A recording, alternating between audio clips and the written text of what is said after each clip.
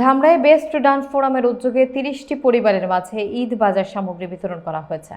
আজ ২৯ মার্চ ধামরাইয়ের স্বেচ্ছাসেবী সংগঠন বেস্ট ডান ফোরামের উদ্যোগে হতদরিদ্র ৩০টি পরিবারের মাঝে ঈদের খুশি ফুড প্যাক প্রজেক্টের মাধ্যমে ঈদ বাজার সামগ্রী বিতরণ করা হয়েছে। এ কার্যক্রমে অর্থায়ন করেছে ধামরাইয়ের সাধারণ জনগণ এবং বেস্ট ডান ফোরাম পরিবার। বিস্তারিত দেখুন জহিরুল ইসলামের প্রতিবেদনে।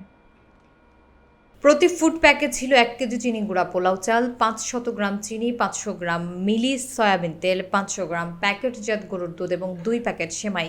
২০১২ সালে প্রতিষ্ঠিত বেস্ট ডান ফোরাম ২০২০ সাল থেকে ঈদ সামগ্রী বিতরণ সহ সমাজ কল্যাণমূলক কাজ করছে।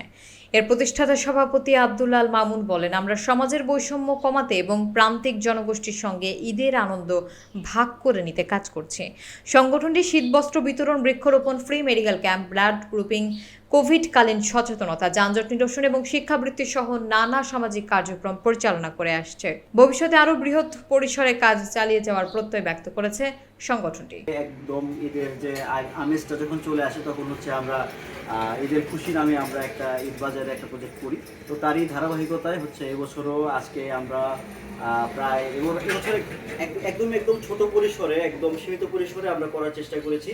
30টা হতদরিদ্র সুবিধাবঞ্চিত পরিবার যারা আছে এদের মধ্যে ঈদের বাজার। এখানে হচ্ছে আমরা চিনি গুঁড়া চাউল দিয়েছি 1 কেজি, চিনি দিয়েছি হাফ কেজি, তেল দিয়েছি হাফ লিটার, সেমাই দিয়েছি। এই ধরনের প্রোডাক্ট যেগুলো আসে আসলে নিত্য প্রয়োজনীয়, এই প্রোডাক্টগুলো দিয়ে হচ্ছে আমরা ঈদের বাজারটা যেটা আছে এটা সীমিতভাবে তাদের জন্য কিছু করার জন্য আমরা চেষ্টা করেছি।